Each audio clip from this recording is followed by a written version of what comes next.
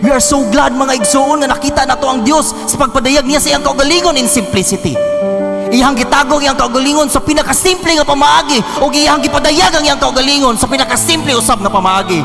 Amen. No, mauna nga sa pagwali sa propeta mga igsoon sa 7 ka silyo. Sa wala pa siya nagsugod mga igsoon, una niya giwali, God hiding himself in simplicity and revealing himself in the same.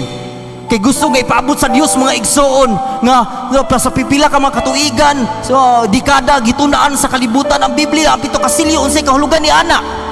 O sa ilang pagtuon sa kakuyo silang mga interpretation, ni samot sila kalayo ngadto sa Dios. Og nagwali ang propeta, God is hiding himself in simplicity, harong ipakita sa atoa nga simple lang kaayo ang pagpadayag sa Dios sa iyang kaugalingon. But by the simplicity of God's revealing of His message, no, religions, denominations, people miss it by 100 miles, by 1,000 miles. Ingon sa propeta mga igsoon. Amen. Pansalamat sa itong buhi nga Diyos na niya kita karon diri, nakadungog kita sa mga tinagong butang, mga katingalahang butang na nagpaila kung kinsa ka. Ang imong kinabuhi wala lang naglangkob gikan sa imong pagkapanganak, gikan sa imong inahan, hantod sa imong kamatayon, nagibutang na ka sa imuhang lubnganan.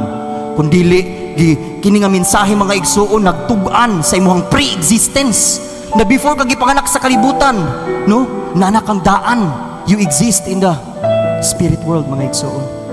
Ug sa imuhang pag-uli, amen, ang bride ang pinili mula hutay. Adunay kalibutan, humaniining nga kalibutan. Adunay kinabuhi, humaniining imong kinabuhi karon. No, that should make you rejoice.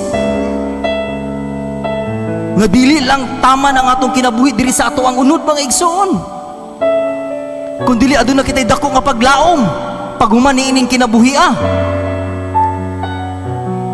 maong ang usa ka tinuod na magtotoo wala gayoy kahadlok sa kamatayon. Mao na ingon ni Pablo nga kamatayon aha ang imong ikot, lubnganan aha ang imong gahom. Apan salamat sa Dios na si Ginoong Hesukristo nga naghatag kanako sa kadaugan gikan sa kamatayon. No? For 2,000 years walay nasayod, walay nigtug-an og nagsulti mga igsoon. Amen. Apan sa katapusang panahon nagpadala ang Dios og propeta haron itug-an ang kinatibuk ang programa sa Dios mga igsoon. Amen. Praise the Lord.